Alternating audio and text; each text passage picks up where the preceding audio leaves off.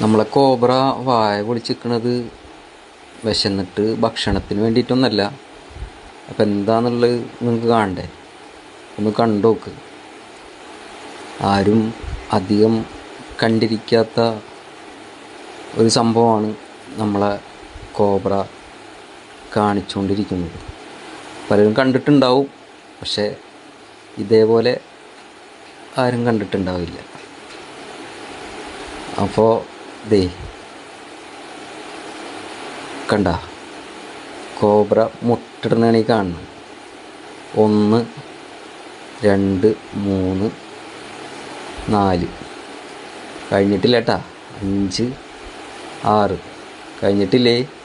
7 8 8 9 10 11 എന്താ അല്ലേ?